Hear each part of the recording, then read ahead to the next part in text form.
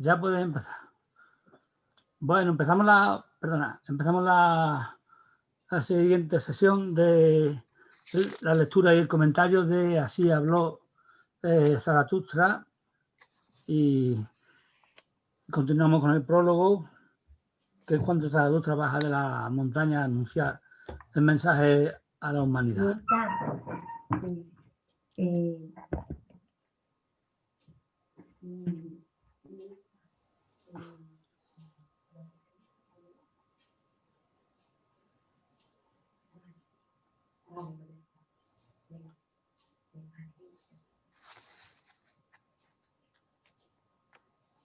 Creo que ya sé por dónde vais, sí.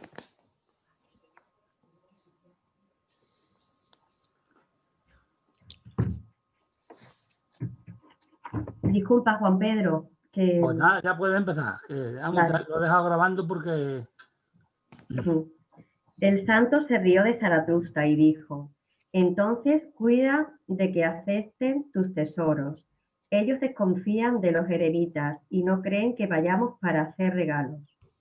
Nuestros pasos les suenan demasiado solitarios por sus callejas, y cuando por la noche, estando en sus camas, oyen caminar a un hombre mucho antes de que el sol salga, se preguntan: ¿a dónde irá el ladrón? No vayas a los hombres y quédate en el bosque. Es mejor que vayas incluso a los animales. ¿Por qué no quieres ser tú como yo? ¿Un oso entre los osos? ¿Un pájaro entre los pájaros? ¿Y qué hace el santo en el bosque?, preguntó Zaratustra. El santo respondió. Un momento. ¿Qué os parece que le ha dicho el asceta o el santo o el sabio ahí a Zaratustra con respecto a que le siga advirtiendo de que no vaya a hablarle a los hombres? ¿Por qué? Porque no lo van a entender. No lo van a entender, y cuando no lo entienden lo van a perseguir. Corre peligro, digamos. Sí, pero eso, digamos, la parte o general o la que vimos antes, ¿no? Pero corre peligro, no lo van a entender, y sobre todo ahí lo que ha anunciado es que dos cosas: que los hombres no aceptan, desconfían de los tesoros que pueda traerle un eremita.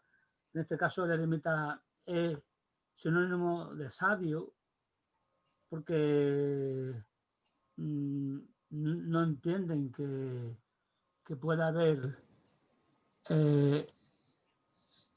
sabios, no entienden que pueda haber sabios que vivan aislados y que tengan algo valioso que dar a la humanidad. Eso por una parte. Y por otra parte,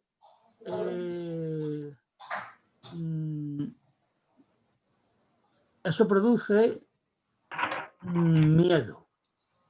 Esa descripción que ha hecho del mundo, el mundo en el que se desconfía el sabio, porque es como alguien que entra a hurtadillas por la noche, etcétera, etcétera. Entonces, digamos que es una desconfianza. Y entonces, daros cuenta la idea que tiene el eremita de la humanidad, es lo que se puede llamar el pesimismo antropológico, y es que es preferible que le cuente el mensaje a los animales que a los hombres. Eso ocurre muchas veces entre las personas, ese pesimismo antropológico. Es decir, pensar que los hombres son muy malos, que han destrozado la tierra, que se han destrozado. Oigan, de lana, pero escrita, pues...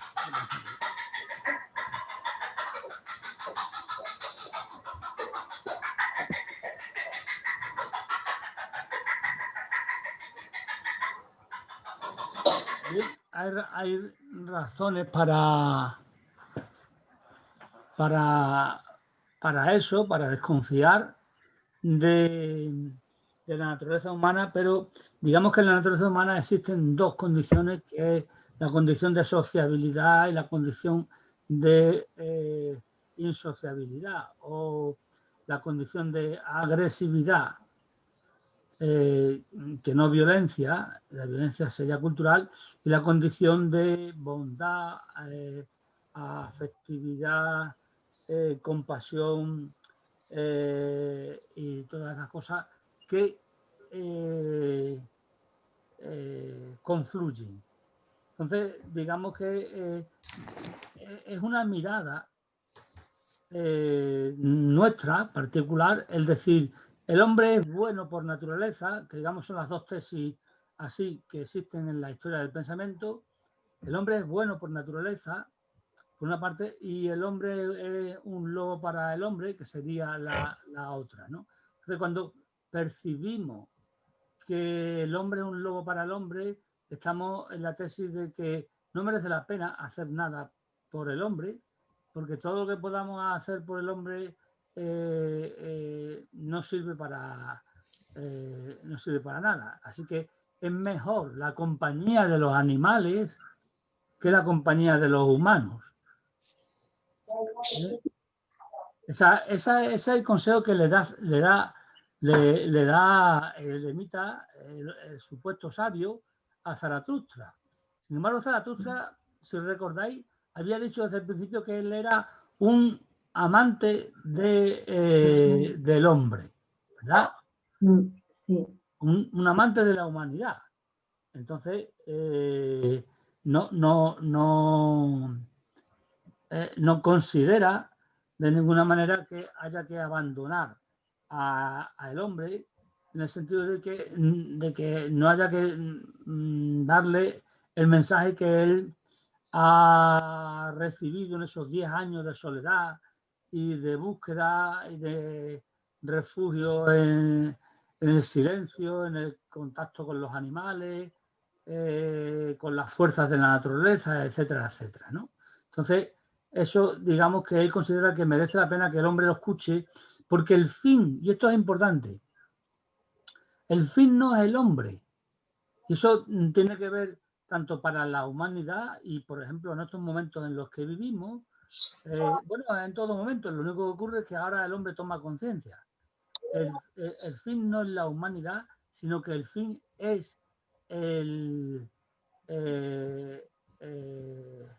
lo que viene después de la humanidad. Por eso esa frase, que no sé si he citado ya, de que Nietzsche define al hombre como un puente tendido entre el animal y el superhombre. Es decir, si yo le cuento esto al hombre y el hombre lo comprende, lo asume, se transformará en la tercera transformación, se transformará en superhombre. ¿Sí? Entonces, por un lado, tenemos el aviso del sabio, que no debemos de dejar de tenerlo en cuenta, y por otro lado, tenemos ¿cómo se llama esto? La idea de Zaratustra de que la humanidad se merece el mensaje que él les trae, ¿no? Otra cosa es cómo lo vayan a recibir, que lógicamente no lo van a recibir bien, ¿no? Pero bueno, ahí está, ¿no? Y además, bueno, esto sirve también para que se vea, porque, bueno, Nietzsche ha sido muy mal recibido en Occidente, se ha relacionado con el nazismo y todas estas cosas. Cierta relación sí hay, en el sentido de que hay cierta mala interpretación del nazismo, del superhombre de Nietzsche, pero también pasa otra cosa, y es que hay una mala crítica de Nietzsche que procede del pensamiento hegemónico de aquel momento, que era el pensamiento cristiano.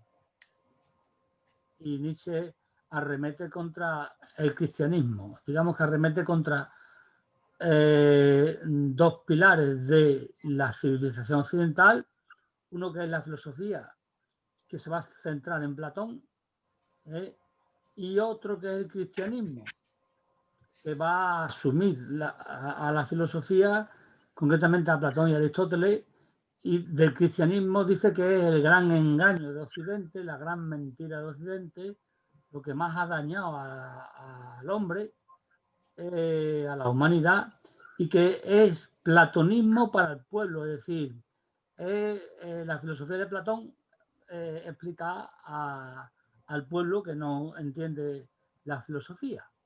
¿Entendido? Pues eso es la cuestión. O sea que hay que tener en cuenta, claro, el aviso, que es prudente, porque aunque no caigamos en el pesimismo antropológico, sí tenemos que tener en cuenta que muy buenos no somos. Tampoco somos malos del todo. Si fuésemos malos del todo, no estaríamos aquí, ¿no? Pero además, digamos que el hombre se puede superar. Digamos que somos una transición, y esa es una idea importante que nos debe quedar, porque el camino del conocimiento, el camino espiritual, lo realizamos en la medida en la que creemos que podemos superarnos, ¿no? Eso es lo que podríamos decir. A ver. Continúo. A mí me llama la atención una cosa de este párrafo, y cuando dice, por ejemplo, nuestros pasos suenan demasiado solitarios. Y yo creo que eso es, por ejemplo, lo que le tiene miedo un poco el hombre, ¿no? Que esta gente va anunciando, lo que tenéis que buscar lo tenéis que buscar solos. Y la gente no quiere eso, porque, a ver, como hemos leído un poquitito más para adelante, hay momentos en los que le dicen quédate con tu superhombre, que nosotros nos quedamos como estamos. Yo creo que tienen miedo, claro, a esa soledad, a los eremitas, que son sabios, pero al mismo tiempo son solitarios. Y lo que están anunciando, bueno, sigue. No, sí, sí. Estoy yendo como para adelante y a lo mejor me salgo de este trocito. No, pues da igual, da igual. Vosotros lo relacionáis con lo que vayáis leyendo, ¿eh? Y así se hace mucho más dinámico en la lectura, ¿eh? Y mucho más enriquecedor, ¿no? Porque yo particularmente no me lo estoy volviendo a leer. Vamos, me lo estoy volviendo a leer al ritmo nuestro. Vamos leyéndolo aquí. Que ya te lo sabes de memoria tú. No, de memoria no, tengo las ideas. Las ideas. Bueno, pues eso. Y entonces, pues, nuestros pasos les parecen demasiado solitarios.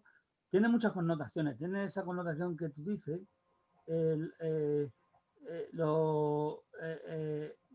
Los hombres viven en lo que Nietzsche llama el espíritu de rebaño.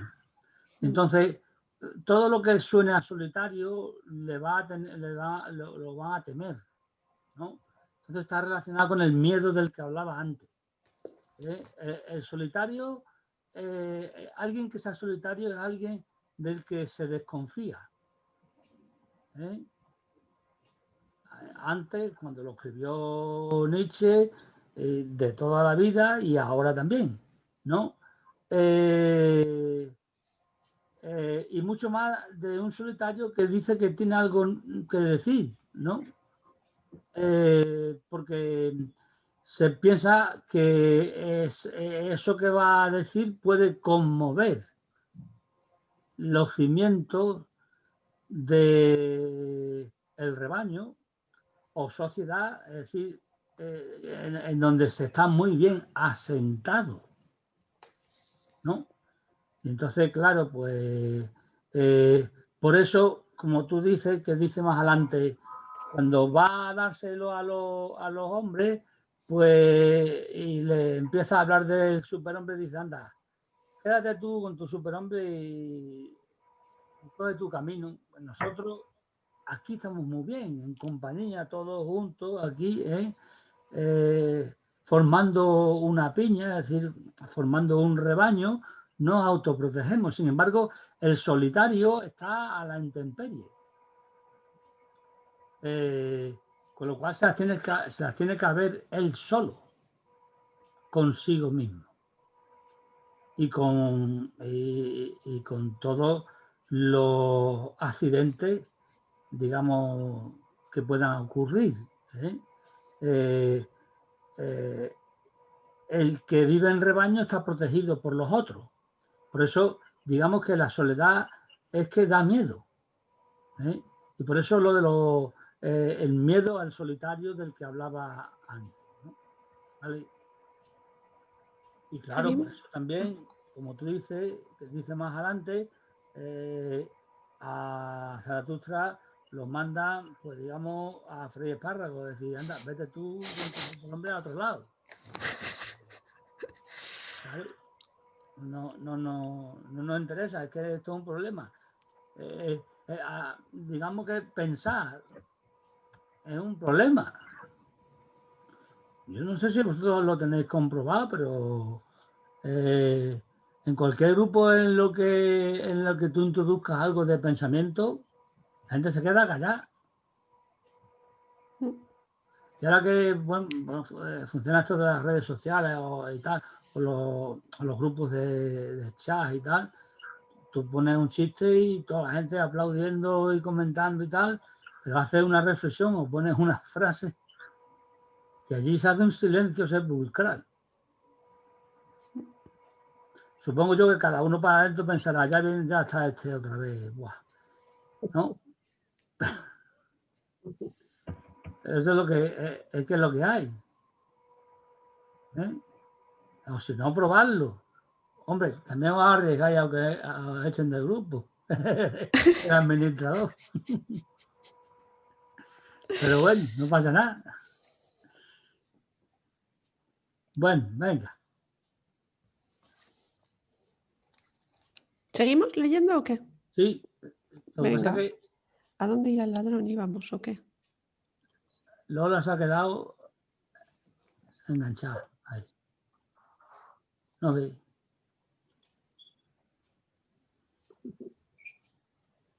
Ahora. Ya. Cuando quiera. Vale. ¿Y qué hace el santo en el bosque?, preguntó Zaratustra. El santo respondió, hago canciones y canto, y al hacerlas río, lloro y gruño. Así habló a Dios. Cantando, llorando, riendo y gruñendo, alabo al Dios que es mi Dios. Mas, ¿qué regalo es el que tú nos traes? Cuando Zaratustra hubo oído estas palabras, saludó al santo y dijo, ¿qué podría yo daros a vosotros? Pero déjame irme a prisa, para que no os quite nada. Y así se separaron, el anciano y el hombre, riendo como ríen dos muchachos. Mas cuando Zaratustra estuvo solo, habló así a su corazón. ¿Será posible? ¿Este viejo santo en su bosque no ha oído todavía nada de que Dios ha muerto? Vale.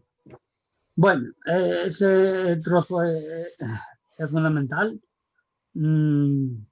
¿Qué le enseña? ¿Cuál es el mensaje de Zaratustra a la humanidad? Pues el mensaje es cantar, reír, danzar, es el espíritu dionisiaco, es el mensaje de vivir. Hay que sentir la vida. Lo que a nosotros nos ha ocurrido es que, digamos, en todo este proceso que va desde los griegos, desde el descubrimiento de la razón, hasta la época de Nietzsche y después todavía mucho más, ¿no? Es que, digamos, nuestro cerebro, nuestra capacidad de pensar, lógicamente, se ha separado del cuerpo y entonces hemos perdido la capacidad de sentir. Es una cosa que no ocurre en Oriente de la misma manera. En Oriente se han preocupado muchísimo por el sentir el cuerpo, tener conciencia de las sensaciones, y a través de tener conciencia de las sensaciones, concretamente de la respiración y bueno, las sensaciones externas e internas del cuerpo, pues entrar en contacto o en comunión con uno mismo, y a través de la comunión con uno mismo, la comunión con todo lo que hay. Porque al entrar en comunión con uno mismo, de lo que nos damos cuenta es de que no somos un yo, porque el yo es una mera palabra, el yo es una construcción. Sin embargo, si sentimos o tenemos conciencia de nuestras sensaciones, pues de lo que nos damos cuenta es de que todo ese conjunto de sensaciones es un fluir, un continuo fluir, es impermanencia. Sin embargo, y claro, eso, a eso no se le puede llamar yo. Si uno está pegado ahí, digamos, adherido a esa sensación, ya no es uno, ya no se identifica con los pensamientos, ni se identifica con el cuerpo. Entonces ahí hay movimiento. Ese movimiento lo interpreta Nietzsche como el río de Heráclito, es decir, el eterno fluir, el devenir. Y ese devenir y ese fluir, desde el punto de vista ético, va a ser un estado de alegría. Por eso lo del reír, lo del bailar, lo del jugar, eso es lo importante. Frente a todo el espíritu de seriedad, de racionalidad, de pesadez, que lo llama así Nietzsche, pues él habla del espíritu de ligereza, el espíritu danzarín, el espíritu del que ríe, el espíritu del niño, el espíritu de embriaguez, que os decía otro día, del dios Dioniso, y eso ese es el contenido último que va a anunciar a la humanidad. Pero si os dais cuenta, eso es lo que está diciendo Nietzsche, es que eso es el vivir. Eso es vivir. O si queremos ir más lejos, porque si decimos vivir, lo estamos sustancializando, eso es la vida. Porque la vida no es algo fijo, sino es devenir. De ahí que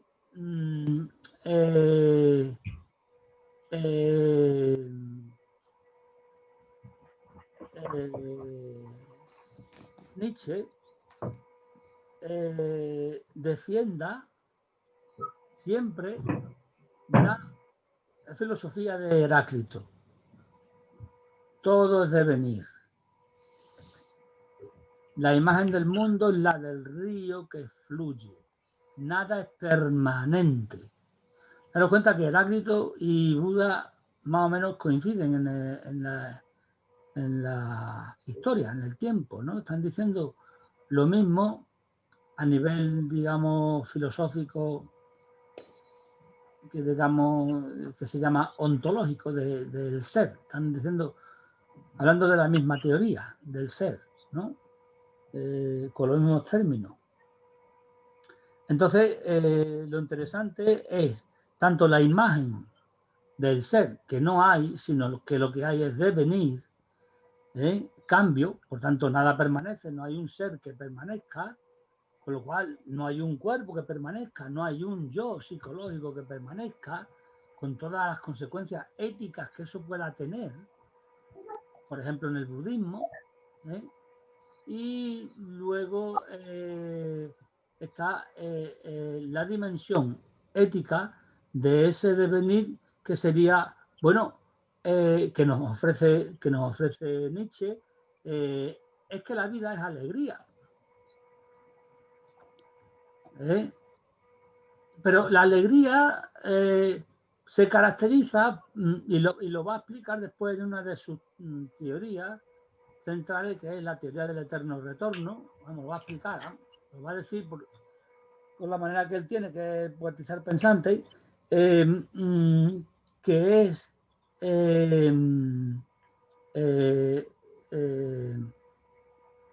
uno vive el instante presente, que no es un instante que esté dentro del tiempo, sino que está más allá del tiempo, ¿eh?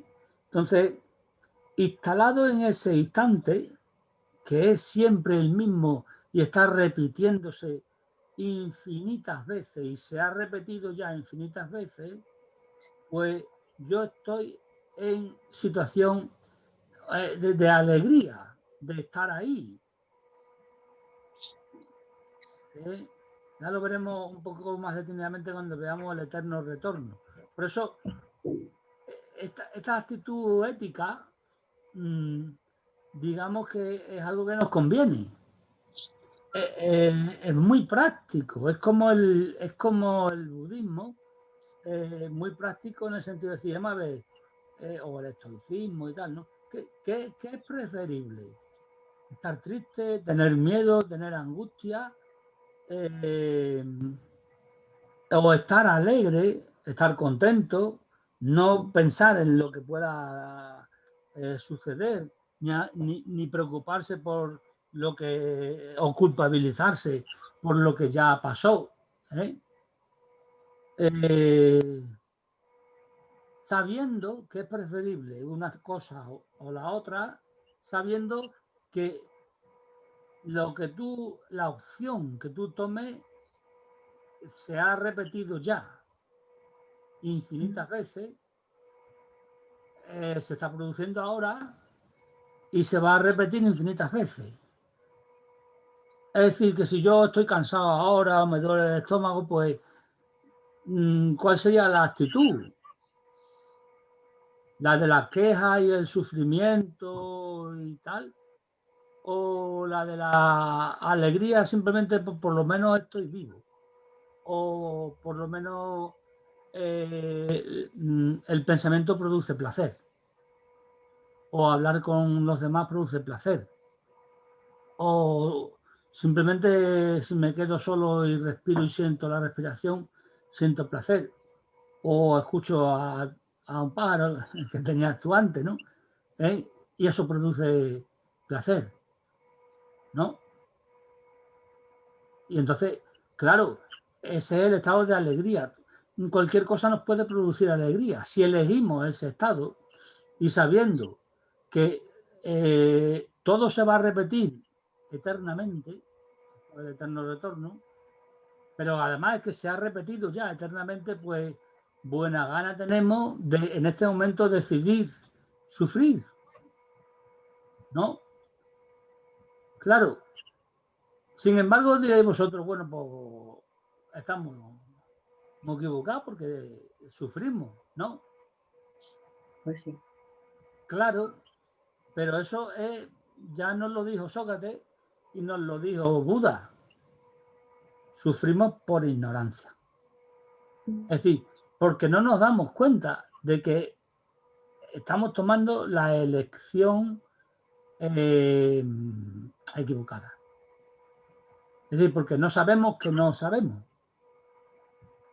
Pero de eso se trata en todo lo que llevamos haciendo todo este montón de años, ¿eh? Y ahora ya con este nuevo orden, pues lo estamos haciendo virtualmente, desgraciadamente. Pero bueno, por lo menos lo podemos hacer, ¿no? No sé si os he mandado a la lista una viñeta del roto. No.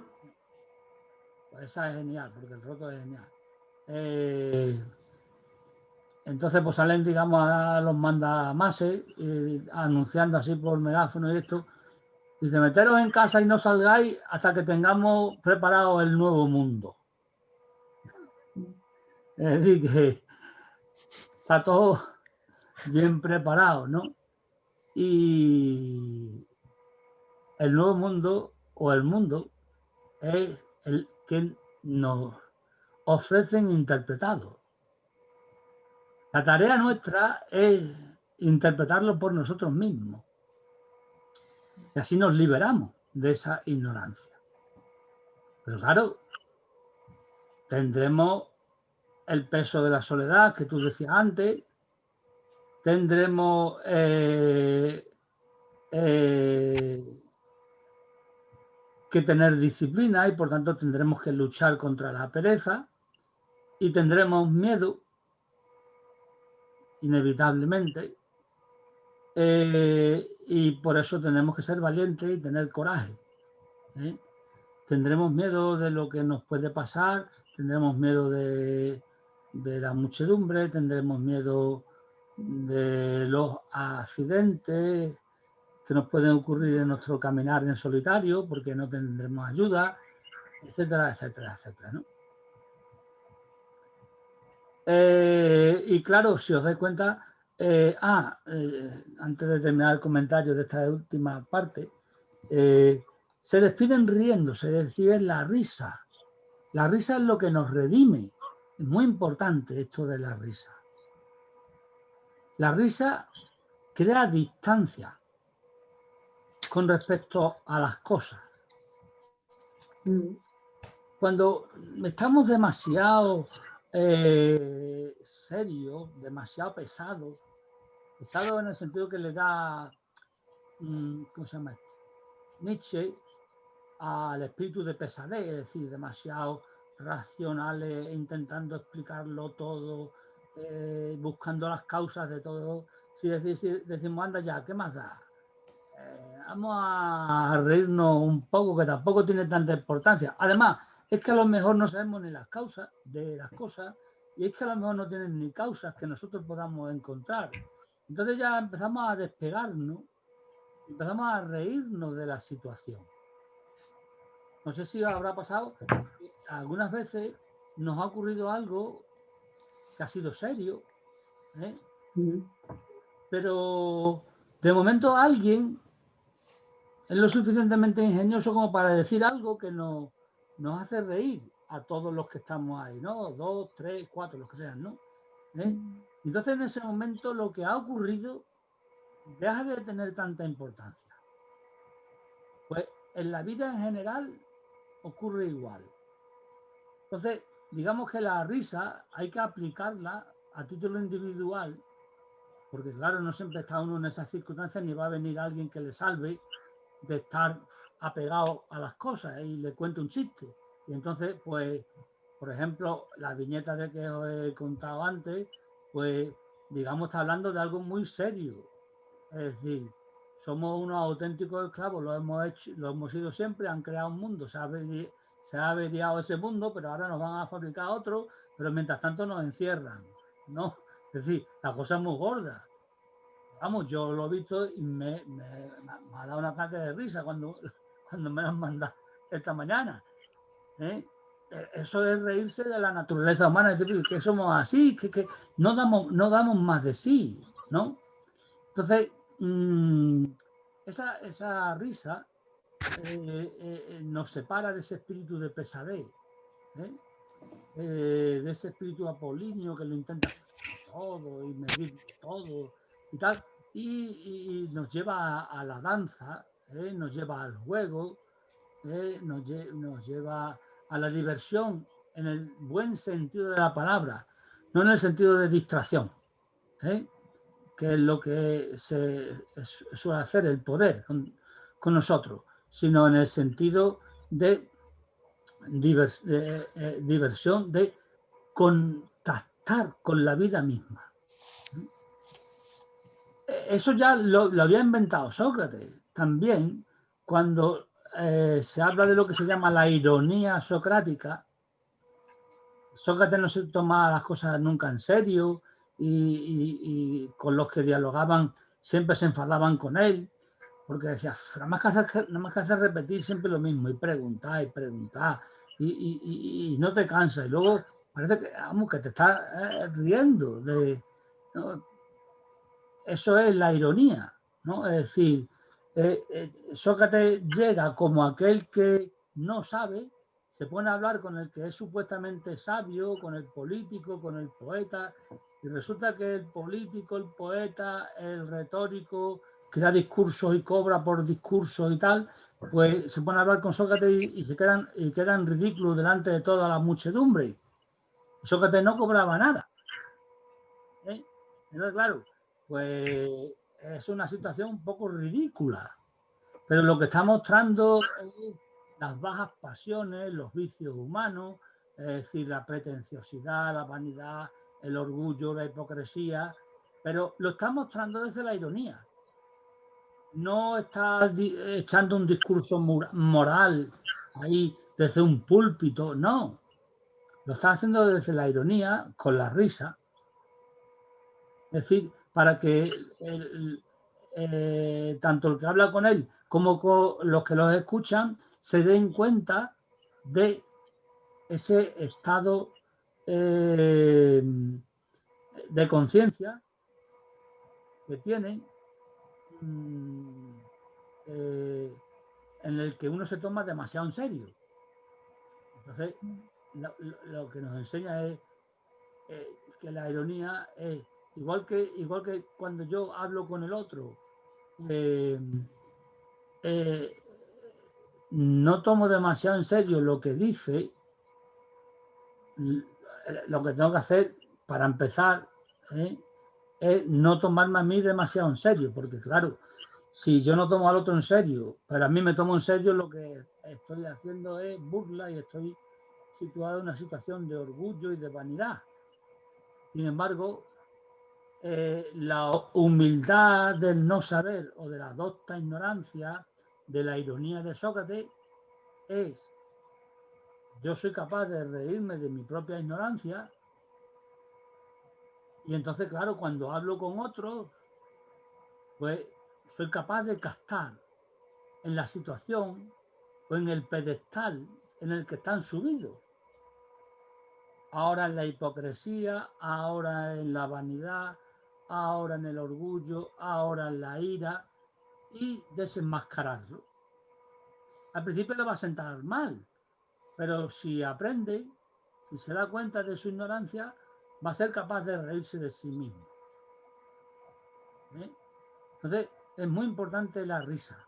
Por eso se despiden riéndose. Pero hay algo más, dice, que es con lo que se despide ese párrafo, ¿no? Dice, ¿será posible que este sabio, este eremita... Este santo en su bosque no ha oído hablar todavía nada de que Dios ha muerto? Exactamente.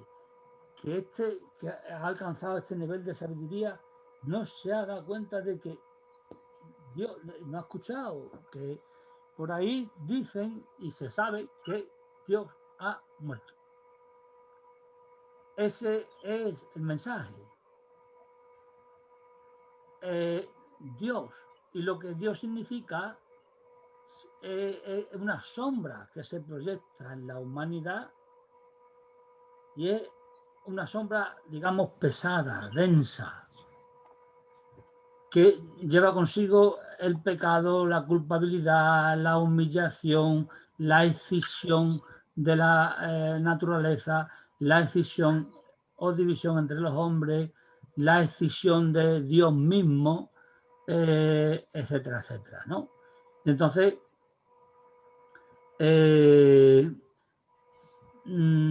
eso representa Dios, por una parte.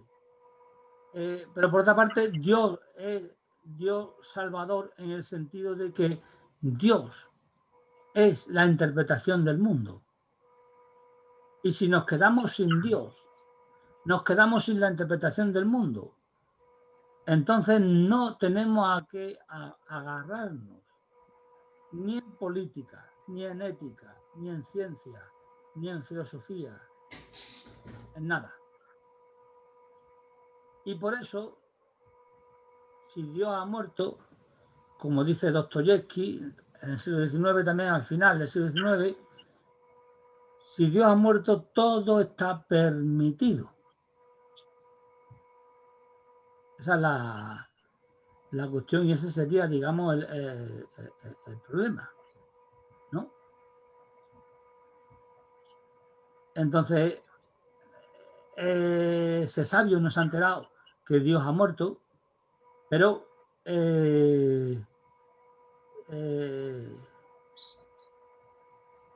ese es realmente el mensaje que Zaratustra va a enseñar a la humanidad. Las consecuencias de que Dios ha muerto, porque si Dios ha muerto, el hombre se puede superar.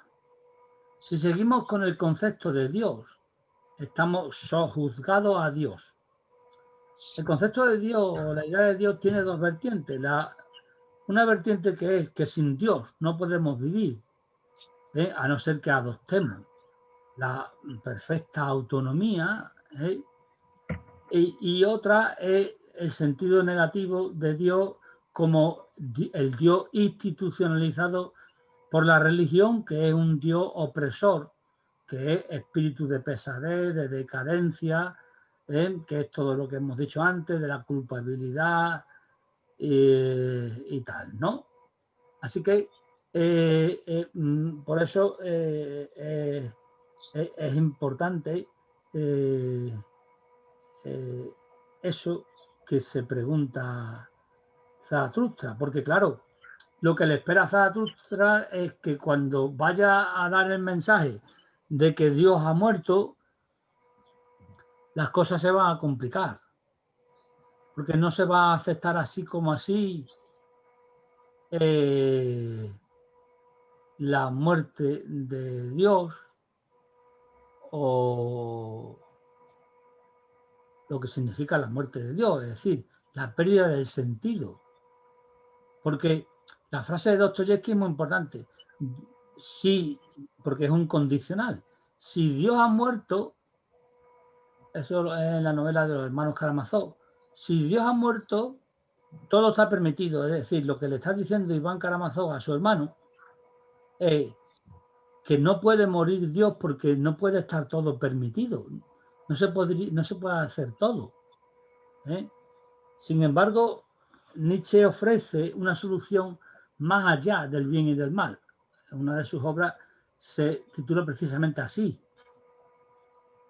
Y si relacionamos esto con, digamos, la vía mística o espiritual, hay un nivel de desarrollo espiritual en el que pasamos a la no dualidad o al no dos, y entonces nos situamos por encima del bien y del mal. Y por eso esa frase de San Agustín, que decía, ama y haz lo que quieras. Yo esa frase tardé muchísimos años en entenderla. No sabía, me parecía absurdo, realmente absurdo, una contradicción, una ocurrencia que había tenido Agustín de Hipona, pero nada más. O incluso como Agustín de Hipona, digamos, fue hasta los 28 años, 29, que se convierte, fue un pelín mucho, mujeriego y tal, y que se dedicaba a las huelgas y la fanfarria por ahí, pues digo, bueno, algo le ha quedado a gente De eso. de la vida anterior, pero no, ama y haz lo que quiera en el punto de vista espiritual, es si uno ama de forma incondicional o ama desde el punto de vista del amor universal, no desde el punto de vista del amor interesado, O amor pasional, que es una forma de amor interesado. Hay muchas formas de amor interesado, por dinero, por, yo qué sé, por protección. Bien, pues una es el amor-pasión, ¿no?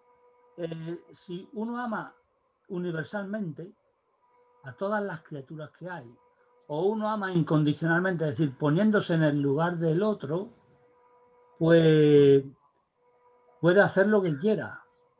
¿Por qué? Preguntas. Sí. Porque cuando estás, supongo que cuando estás en el amor incondicional entonces como que ya no necesitas la ética porque ya estás en ella, es que ya eres eso. Y entonces, quiero decir, ya estás ahí, es que ya todo lo que hagas va a estar bien porque todo va a ser justo, porque ya amas, porque ya estás en el todo. Y entonces es que ya no la necesitas, ya estás ahí. Yo lo veo Exactamente, así. ya estás ahí, pero la respuesta es correcta, pero ¿qué significa que ya estás ahí? Ya has trascendido la dualidad. Digamos, lo puedo preguntar de otra manera. Si tú estás en el amor incondicional, tú puedes dañar a alguien con tus actos. No. No. No, evidentemente. Porque tú estás en el lugar del otro. Digamos que, vamos a ver, desde la perspectiva del otro a lo mejor tú le estás haciendo daño. Sí, eso es. Pero esa es su perspectiva que está en la dualidad. Cuidado. Pero si tú haces el salto a amor incondicional, tú no estás haciendo daño. No, porque es que no puedes, porque y además ahí viene la otra parte de la respuesta que has dado tú, que ya es una respuesta más teórica, más elaborada y tal, y es que tú ya has trascendido la ética, estás más allá de la ética o eres la ética misma y digamos, te has convertido en eso. Tus actos son siempre actos éticos que emanan del amor universal. Entonces no pueden dañar a nadie. Otra cosa es que otro no te entienda. Pero claro, no te entiende porque está en una perspectiva dual. Hay mucha gente que está en un amor, aunque no lleguen al amor incondicional, pero sí en el amor universal, que es algo que se puede conseguir, simplemente hay que proponérselo, ¿no? Y se van, yo qué sé, a Médicos Sin Fronteras o yo qué sé, o por su cuenta, por ahí dedican su vida a los demás. Pues la familia los primeros que no lo entienden son las familias. Y lo primero que le van a decir es egoísta, todo lo contrario. O el que dedica la vida al estudio. Pero el estudio no es para uno mismo, nunca. Aunque uno empiece a estudiar para sí mismo, se da cuenta de que todo lo que haga, todo el estudio es para los demás. Para el que hable, para aquel con quien hable. Siempre. Y entonces, pues también al investigador, al que se encierra en su despacho, etcétera, etcétera, le van a decir siempre que es un egoísta. ¿Vale? Esa es la... No sé, porque se ve desde la dualidad. En fin, lo de la risa es importante. ¿Vale? Juan Pedro, ¿se me oye ahora? Ahora se te oye perfectamente. Lo que no... Claro, no se me... es que he tenido que reiniciar el móvil, era porque no había reiniciado el móvil, ¿vale?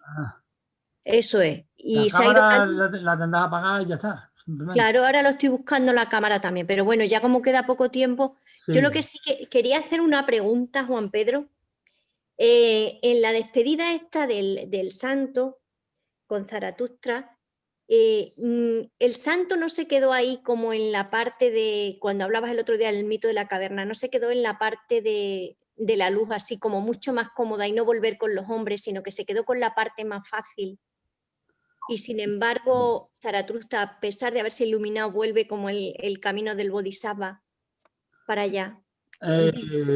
No. No, es que esa es la interpretación que a mí me, no sé, que yo entendía ahí. No por la última frase. Sí. Simplemente la última frase dice, y no se ha enterado este hombre que Dios ha muerto. Es decir, le falta un conocimiento muy importante, que es el más importante, sí. por conocer. Entonces, ese santo, o sabio, o eremita, que ha consagrado su vida a descubrir la verdad, pues no la ha alcanzado todavía. Y por eso tiene esa opinión negativa, pesimista de los hombres. Y por eso vive alejado de los hombres y no vuelve con los hombres a revelarle la verdad. Porque si hubiese descubierto esa verdad, que no es una verdad, digamos, científica, sino que es una verdad vivencial, sí. pues entonces pensaría bien de los hombres, pensaría. Vamos a ver cómo piensa Nietzsche o Nietzsche Zaratustra, es decir,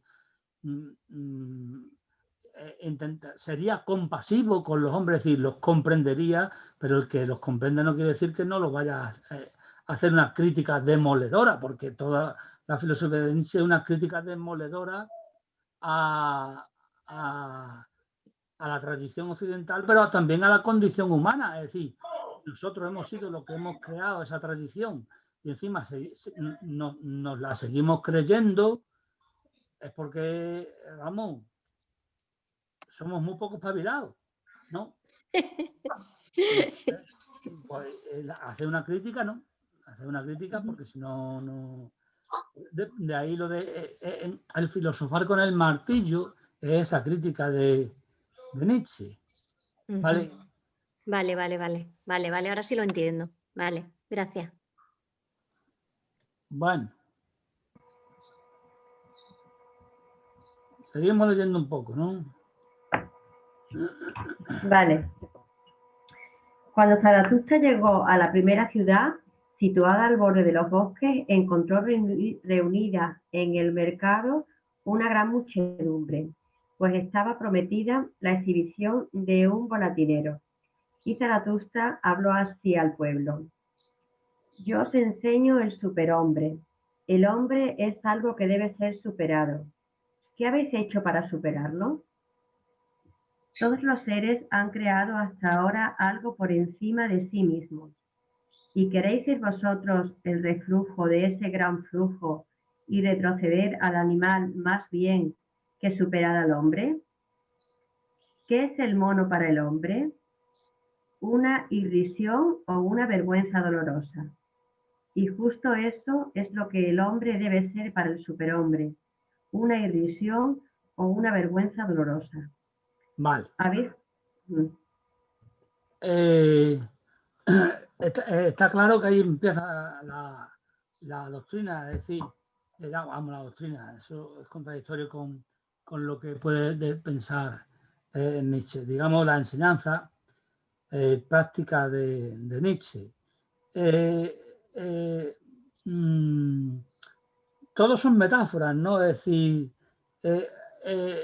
llega a una ciudad y lo que hay allí es, digamos, un circo montado, en el sentido peyorativo de la palabra, es decir, un entretenimiento, pero un entretenimiento, digamos, para reírse de lo inferior, ¿no? Y entonces Zaratustra llega y Zaratustra va a cometer un error y es intentar predicar. Es decir, desde el punto de vista el que se sube en el púlpito y habla como un hombre serio y tal, entonces pagará las consecuencias, en lugar de aplicar su propia filosofía, que es la risa, la danza y estas cosas, ¿no? Y entonces le dice, vamos a ver, ¿qué es lo irrisorio? ¿Lo que se puede superar? ¿O aquello que no es superado y que es inferior a lo que somos? Es decir, ¿de qué nos podemos reír? Para hablar en los conceptos de la filosofía de Nietzsche. ¿De qué nos podemos reír? ¿Del superhombre o del animal?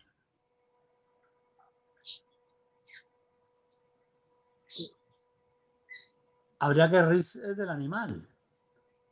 Pero, y aquí viene el hecho de que Nietzsche critica la condición humana. ¿Qué estamos haciendo nosotros para llegar al superhombre? ¿Qué estaban haciendo en esa plaza? Ahora podemos extender el concepto de plaza al mundo entero. Estamos haciendo para llegar a ser superhombre. Sí, es una muchedumbre distraída en una exhibición, en un mercado. Exactamente. Muchedumbre distraída. Una muchedumbre totalmente distraída, disfrutando, pero disfrutando con digamos, con lo perverso. Es decir, con lo inferior. Es decir, con lo que es caricaturesco, con una caricatura de hombre. Entonces resulta que lo que ocurre en esa plaza, que esto es interesante, es lo que ha ocurrido siempre desde nuestra civilización occidental, bueno, desde el neolítico, desde la era neolítica hasta ahora. Antes no, porque en el paleolítico se vivía de otra manera, ¿no? Y entonces nos distraemos por medio de la burla, pero no la burla esa de la que hablábamos antes, irónica, ¿no? Sino por la burla malsana en la que hacemos caricatura de nosotros mismos para podernos reír. Por las propias monerías, vamos. Exactamente. Y de eso nos reímos y a eso aspiramos. Y no nos damos cuenta de que el hombre es algo que puede ser superado. Es decir, de que podemos llegar a ser más. Mientras que lo que hacemos es que nos divertimos siendo menos. Por eso la metáfora de la muchedumbre, el circo, el mercado, es una metáfora que vale para toda la humanidad. No solamente que se encuentra Nietzsche a esta gente, no. Es que así nos comportamos. Pero lo seguimos haciendo. Pero es que además no vamos a admitir que alguien, que serán los solitarios, ¿no?, venga y nos cuenten otra historia. ¿Por qué? Porque lo que nos va a contar nos va a costar trabajo, nos va a dar miedo, lo que hemos repetido ya un montón de veces, ¿no? Entonces, esa es la cuestión de por qué el hombre está eligiendo siempre lo inferior. Es decir, es como una tendencia antropológica hacia el mundo de lo fácil. Si cogemos el mito de la auriga y el caballo, los caballos, ¿no? Es decir, es que el carro va siempre hacia donde tira el caballo negro, hacia el mundo inferior, ¿eh? Y no es ni equilibrado ni tiende hacia lo superior, ¿no? Poco a poco, que sería la cuestión. El hombre, digamos que es un animal que no tiene miras, o que es corto de miras, que mira de forma muy cercana. No tiene grandes ideales ni proyectos ni afán de superación. Es decir, se conforma con lo que es y si puede ser menos, mejor. Porque menos va a tener que esforzarse, ¿no? Es que es como que el hombre se supera en la cima de la evolución. Ya somos lo más, ¿no? Siempre nos lo han vendido así. Y lo que yo entiendo que lo que está vendiendo Nietzsche es: no, sois la cima. Ahora tenéis que seguir evolucionando. Yo lo entiendo así. Y luego lo de la muchedumbre. Sí, pero hay dos cosas que se mezclan. Vamos a ver, uno que es la teoría, digamos, biológica de la evolución y otra que es el evolucionismo social. La teoría biológica es que el hombre ha evolucionado como las demás especies, pero no es la especie más evolucionada, digamos que la evolución es como un árbol y nosotros somos una hoja de ese árbol que representa a la especie Homo sapiens sapiens, como las demás hojas representan a las demás especies.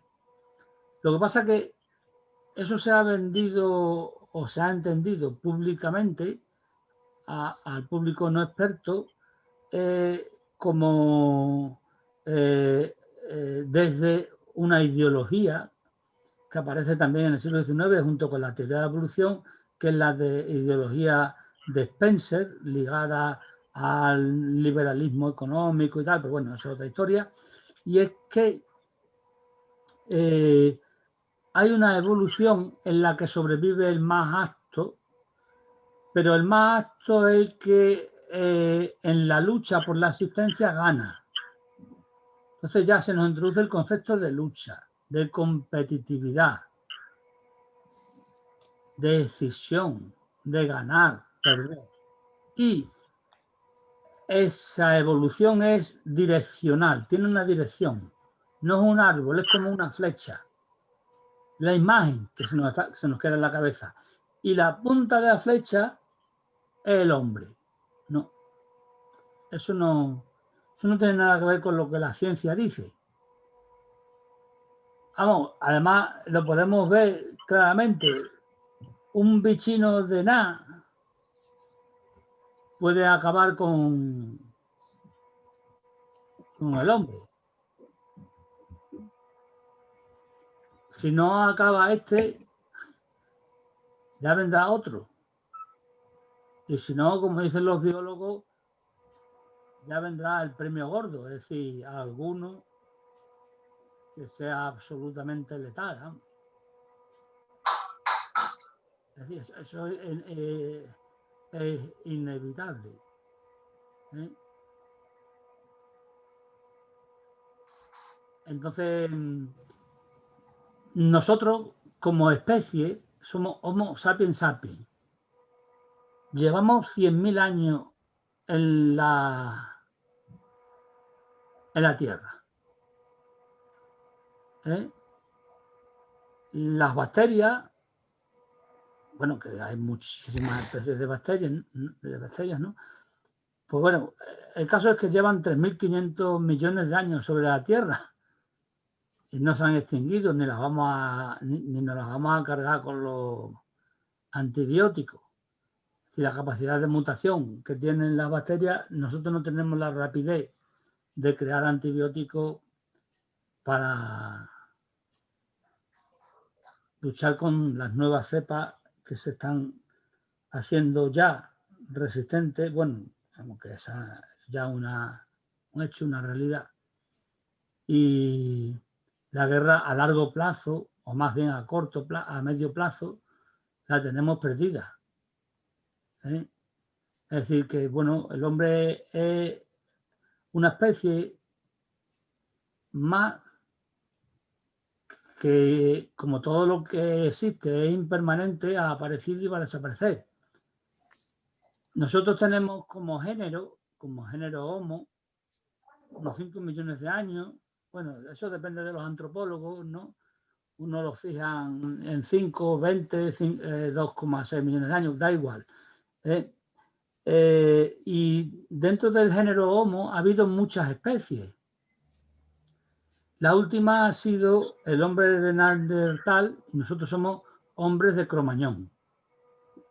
El hombre de Neandertal se extinguió hace solo 15.000 años. Durante miles de años hemos estado conviviendo con ellos, quiero decir coexistiendo, porque no se sabe si hubo mezcla o no. Bueno, sí, algo de mezcla sí ha habido, porque está en el ADN, pero parece ser que los biólogos no consideran que sea significativo. Pero bueno, todo eso puede cambiar, ¿no? Que hace 10 años el ADN basura no era significativo y ahora tiene una importancia increíble, ¿no? Digamos, en lo que son los marcadores de lo que va a ser la activación de los genes que no son llamados basura, ¿no? En fin, que ahí interviene una cosa nueva que es la epigenética y tal. Pero bueno, a lo que iba, esa es la cuestión, ¿no? Que no se puede, que hay que distinguir lo que es la evolución biológica de lo que socialmente se nos ha dicho, ¿no? Entonces, cuando Nietzsche habla de que el hombre es un puente tendido entre la bestia y el superhombre, está hablando, digamos, con la idea detrás de la evolución, porque, digamos, la idea de la evolución él la conocía y fue un impacto social impresionante en el siglo XIX. Y por eso está diciendo que es algo que el hombre el hombre puede hacer, es decir, mejorar. Pero no es ese el mensaje que a nosotros nos interesa en el sentido de mejorar su ser o mejorar ontológicamente, ¿no? Sino mejorar en el sentido ético de lo que significaría ser mejores. Y ser mejores sería una transformación interior, que es por eso por lo que, además de que porque vosotros lo habéis querido, es por eso por lo que estamos viendo en la Así habló Zaratustra, porque el Así habló Zaratustra es un viaje interior del hombre de autotransformación. Lo que se transforma no es que vamos a tener mayor inteligencia, que es el ideal, por ejemplo, de lo que es el transhumanismo hoy en día, aumentar nuestra inteligencia por medio de medicamentos o por medio de cambios genéticos o por medio de interfaz de estos telemáticos insertados en el cerebro. No, sino que la transformación es la transformación de nuestra conciencia, que supone una transformación ética o espiritual, ¿vale? Esa es la cuestión. Y eso no hace mención a que el hombre esté en la cima de la evolución ni nada. No. Sí, puede ser que en la cabeza de Nietzsche, como en la mayoría de la gente de aquella época, esté el darwinismo social. Y él piense que el hombre, desde el punto de vista biológico, está en la cima, de la evolución y tiene que dar el paso, por eso lo de los animales, ¿no? Tiene que dar el paso, como tú dices, hacia el superhombre y esa sería su evolución. Bien, pero eso, si no lo sé, eso no lo sé, porque es una cosa que habría que investigarlo, es una cuestión de investigación académica. Pero si es una idea que estaba en Nietzsche, Nietzsche estaba equivocado en esa idea. Pero aunque estuviese en la cabeza de Nietzsche y aunque estuviese equivocado, no importa para nada en lo que es la filosofía de Nietzsche, porque lo que implica la evolución en Nietzsche no es una evolución biológica, sino una transformación. No, yo creo que lo entendía bien, porque la pregunta es ¿qué habéis hecho para superarlo? Es decir, lo que hay que hacer lo tenéis que hacer vosotros individualmente, no va a ser algo, una evolución como especie, así en general, todo el mundo, sino que uno a uno tenéis que hacer algo. O sea, está diciendo, no lo veo que yo creo que lo entiende bien. Sí, eso que has Porque dicho, está diciendo, es que ahora sois vosotros los que tenéis que hacer algo, es decir, todo esto que has dicho tú, está individualmente. y es una buena matización, me parece a mí que es una buena matización porque además yo creo que señala dos cosas interesantes. Una, que es que, digamos, hemos tenido una evolución biológica y hemos llegado en esa evolución biológica a lo que hemos llegado, a ser lo que somos, ¿no? Homo sapiens, ¿verdad? Pero si queremos llegar a superhombre, eso es una cosa que ya depende de cada uno de nosotros. Esa idea es para mí, eso que has dicho, es una idea para mí central. Central en la filosofía de Nietzsche y central en nuestro curso de filosofía y espiritualidad, ¿no? En lo que venimos diciendo del desarrollo espiritual o de la transformación interior. Es algo que depende absolutamente de nosotros. De aprender a escucharnos interiormente, de ser valiente, de si hay épocas de soledad, pues atravesar esa soledad y ese desierto, que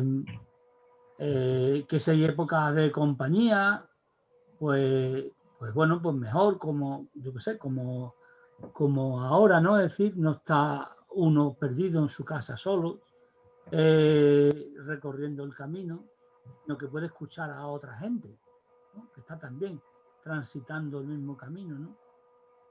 Eso quizás es algo bueno que ha traído esto de... Lo siento, tengo que irme. Gracias, Juan Pedro. Vale, hasta luego, ya vamos a terminar. Eso quizás sea algo bueno que ha traído esto de la pandemia, ¿no? Que se ha extendido mucho en todos los ámbitos, también en la espiritualidad, el contacto con otra gente que desconoce y que no podrías tener contacto con ellos porque geográficamente la distancia y tal y cual, y se organizan muchas cosas como esta y muchos cursos para poder aprender y para poder escuchar a gente que no podría escuchar de ninguna manera. Entonces, bueno, pues digamos que esa es la cara y la cruz, pues, que tiene esto de la pandemia, de la pandemia y de la comunicación así por esta vía, ¿no? Entonces, eso que has dicho me parece interesante. Esa evolución es una evolución que depende de la voluntad, de la voluntad de cada uno. Esto es muy importante porque digamos que el camino espiritual empieza por la decisión, es decir, el decidirse y mantener la decisión y la intención. Mantener esa decisión y esa intención. Si no lo hacemos, si no mantenemos esa decisión pues simplemente nos abandonamos. Entonces, creo que el camino de esa evolución es un camino que uno debe recorrer en solitario, aunque el hecho de que uno deba recorrerlo en solitario no quiere decir que no haya una comunidad de caminantes y que no haya, digamos, unos métodos, unas reglas, unos consejos que podemos seguir de los grandes maestros de la humanidad, ¿no? Por ejemplo, el otro día leía una frase así, bueno, una frase, un párrafo que se puede resumir de la siguiente manera, es decir, vamos a ver, de alguna manera el camino de la iluminación es objetivo, no es una cosa subjetiva. Y entraría dentro de lo que los cánones de lo que es el conocimiento científico.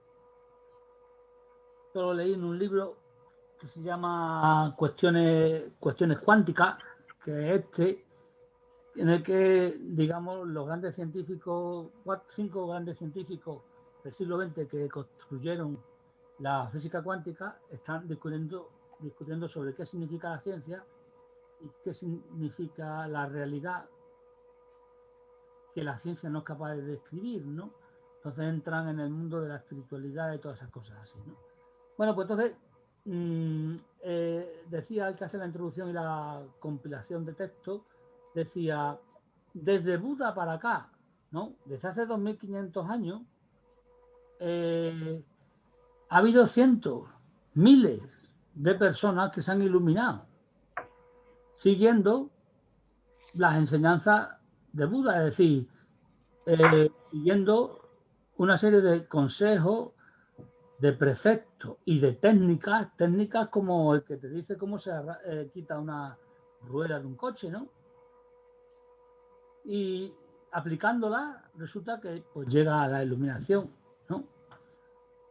Una de esas reglas es precisamente la voluntad, la dedicación y la intención. Es decir, si uno no pone intención y no piensa en la iluminación, pero claro, la iluminación no es yo, gracias, me voy a iluminar. No, porque es que tú no te puedes iluminar. Es decir, la iluminación es una contradicción con la individualidad.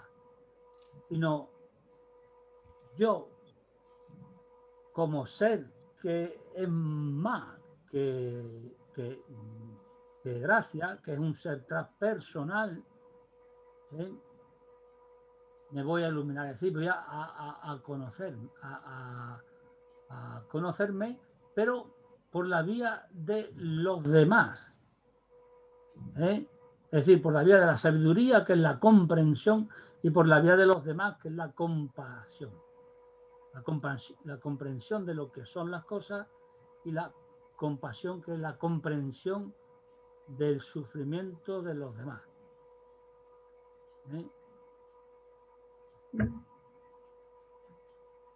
Es lo de la vía del Bodhisattva.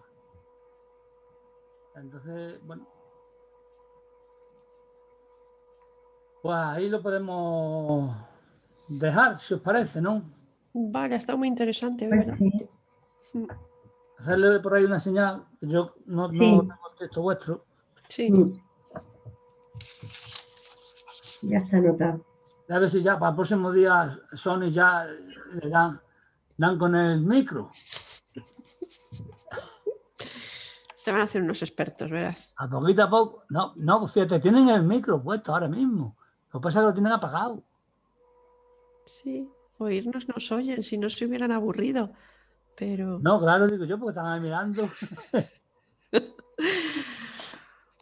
bueno, entonces el jueves, ¿no? El jueves. Vemos, si Dios quiere. Venga, Nos pues vemos. estupendo. Nos vemos entonces el jueves. Vale, Venga, muchas gracias, Venga, Juan Pedro. vale, gracias a Gracias. Muy vosotros. interesante. Venga, Sí. hasta luego. Adiós. Adiós.